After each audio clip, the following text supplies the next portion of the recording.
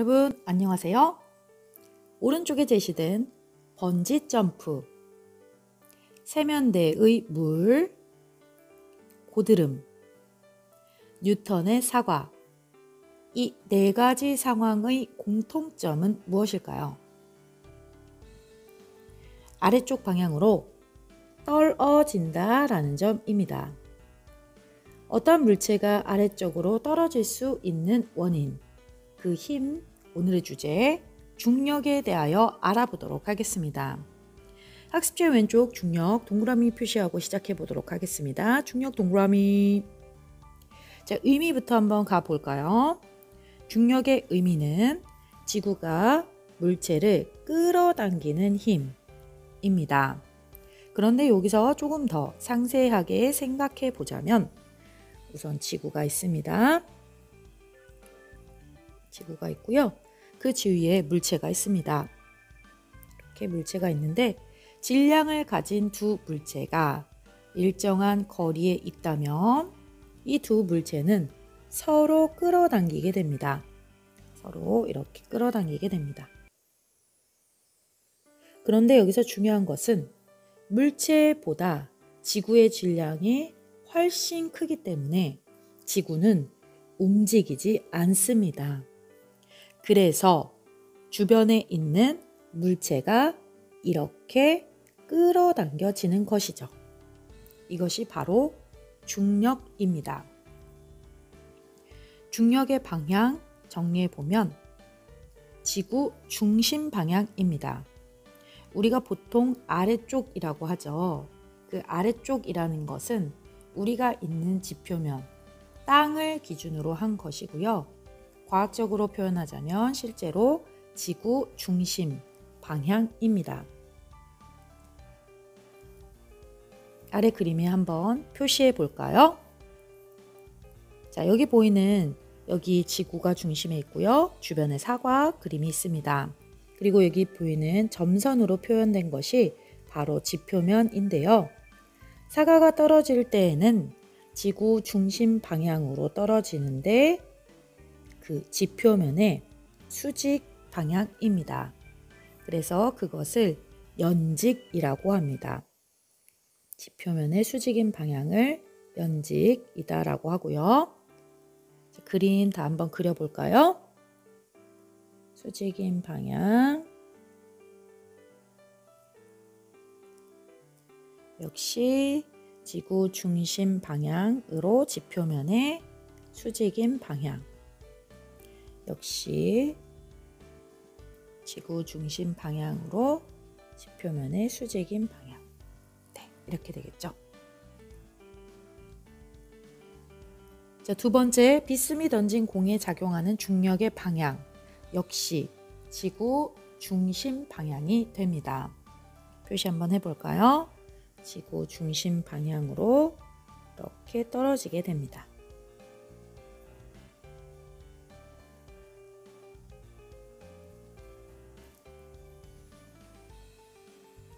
그렇다면 중력의 크기를 무엇이라고 할까요? 우리는 중력의 크기를 무게라고 합니다. 중력의 크기를 무게라고 하고요.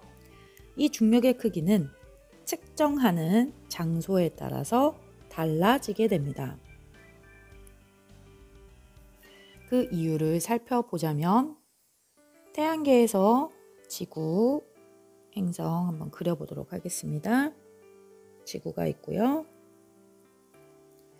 태양계에서 가장 큰 크기의 행성, 목성이 있겠죠? 네, 목성이 있습니다. 이와 같이 측정하는 장소가 지구인지 목성인지에 따라 달라지는데 크기가 클수록 당기는 힘이 더 커집니다. 그렇기 때문에 측정하는 장소에 따라서 중력의 크기가 달라진다라는 점 알아두시기 바랍니다.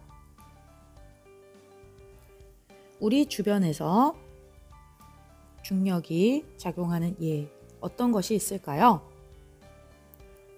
첫 번째는 유성입니다.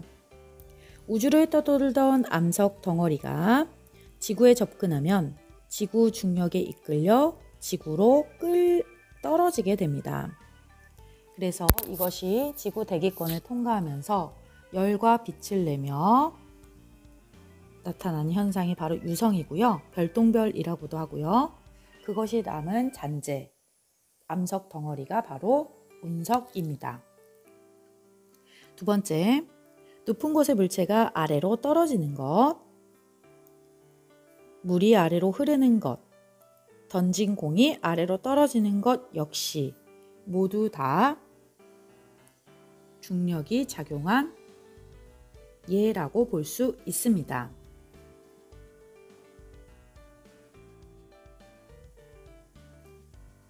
중력의 크기를 무게라고 하였는데요.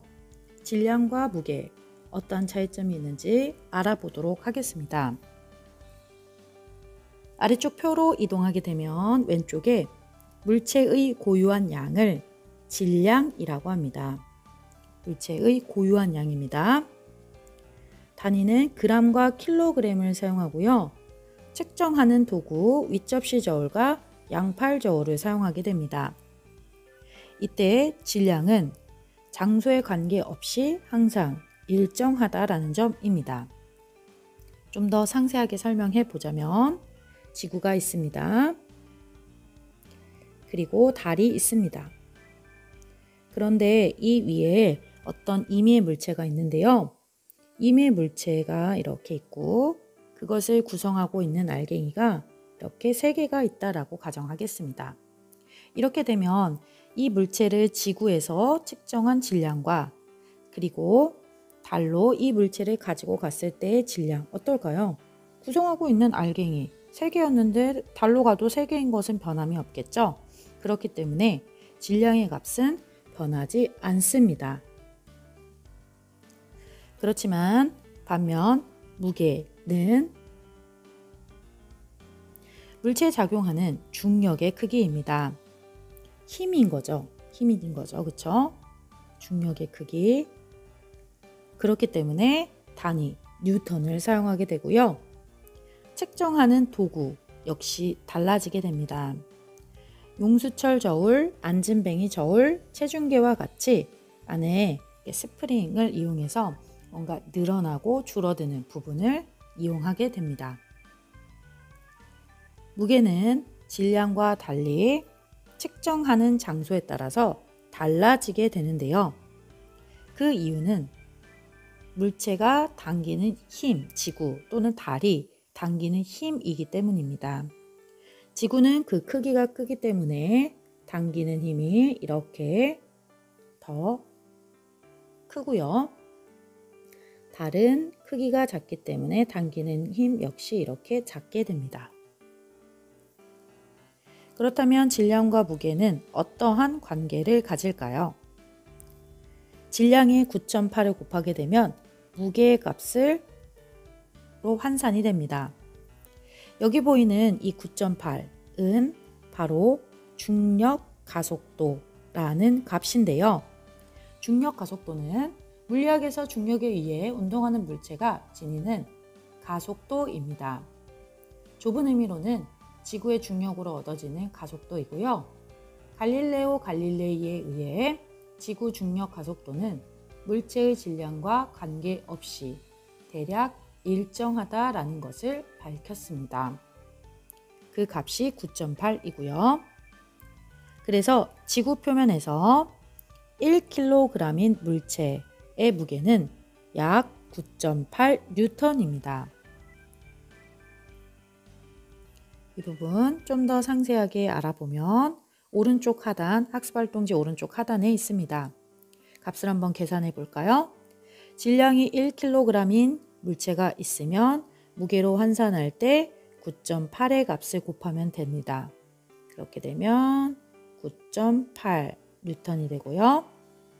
역시 9.8을 곱하게 되면 19.6N이 됩니다.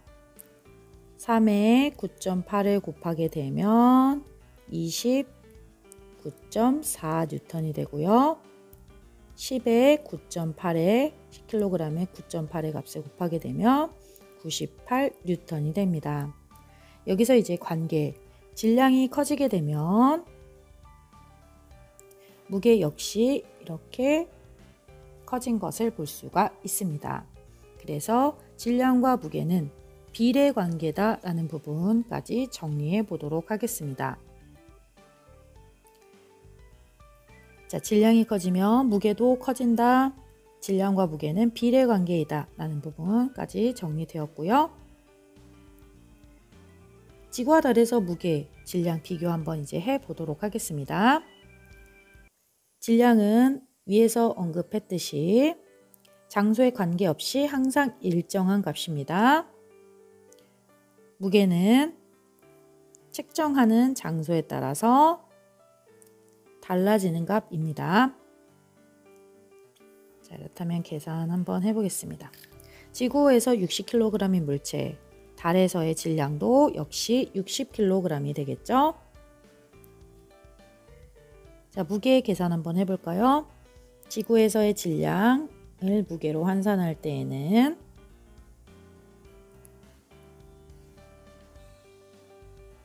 곱하기 얼마 있었죠? 9.8이라는 값으로 계산을 했었습니다. 계산하게 되면 588N이 됩니다. 그러면 이제 달에서의 무게가 이제 변한다고 했는데요. 이 변하는 값, 이 부분이 되겠죠? 어떻게 계산을 하면 될까요? 달에서의 중력, 지구에서의 중력을 비교하면 좋은데요. 달에서의 중력은 지구에서의 중력의 6분의 1배입니다. 그렇기 때문에 무게 역시 6분의 1배가 되는 것이죠.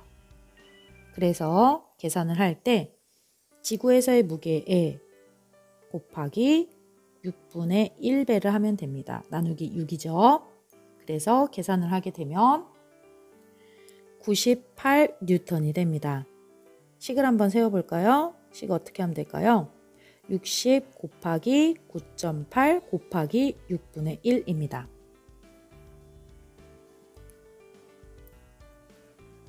연습해 보겠습니다. 연습 1번. 지구에서의 질량 120kg, 달에서의 질량 역시 변하지 않기 때문에 일정하기 때문에 120kg이고요. 지구에서의 무게 어떻게 될까요?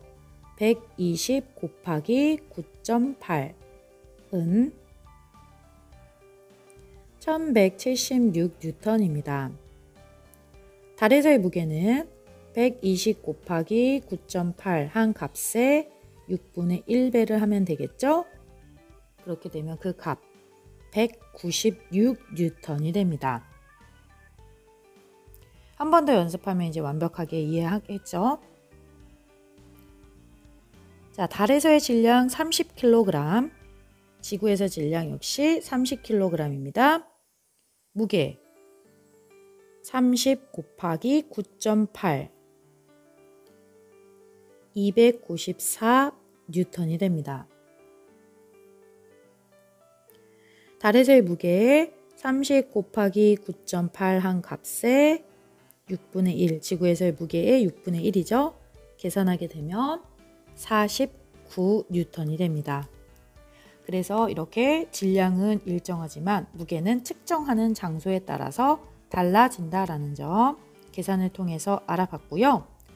마지막으로 우리가 일상생활에서 사용하는 몸무게 어떤가요?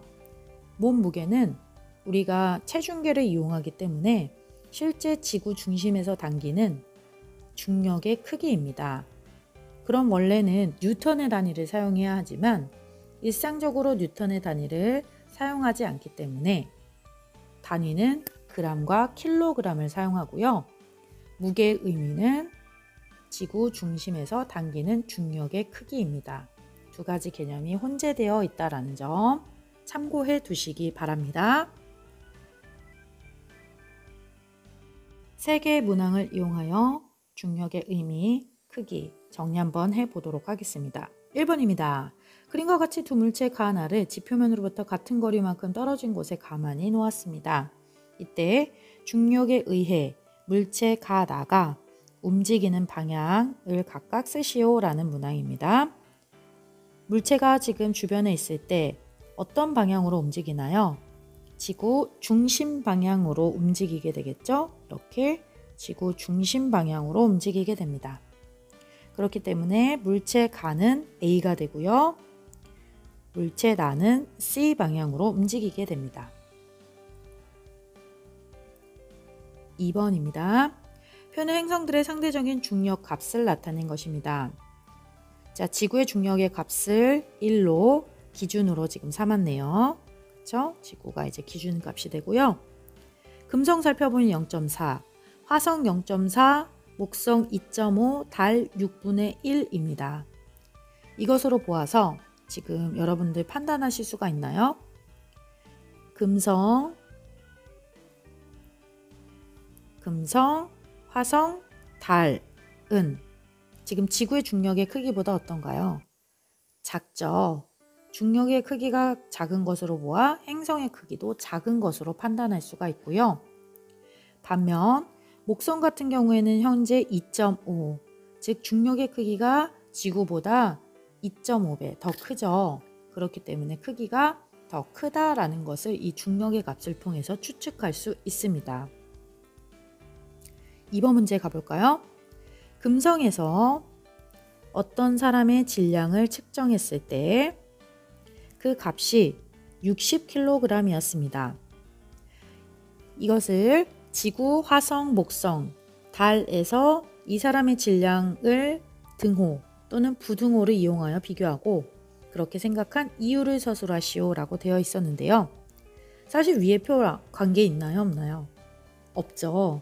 네, 질량의 값은 측정하는 장소에 관계없이 항상 일정하죠. 그렇기 때문에 어떻게 해야 되냐요? 기호 모두 다 등호를 넣으면 되겠죠. 모두 다 60kg으로 측정이 될 것입니다. 그렇게 생각한 이유 어떤가요? 질량은 물체의 고유한 양으로 측정한 장소에 따라서 측정한 장소와 관계없이 일정하기 때문입니다.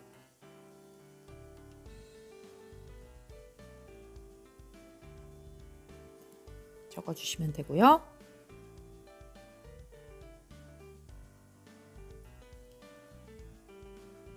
3번입니다. 지구에서의 몸무게가 100N인 사람이 있습니다. 자, 이 사람이 어디로 이동하냐면 이제 화성으로 이동하네요. 화성으로 가서 측정한 이 사람의 그 몸무게를 구하는 과정입니다. 어떻게 계산하면 될까요? 지금 화성, 지금 중력의 크기가 0.4가 되겠죠. 그렇기 때문에 지구에서의 무게에 곱하기 0.4를 하면 됩니다. 계산하게 되면 40N으로 측정될 것입니다.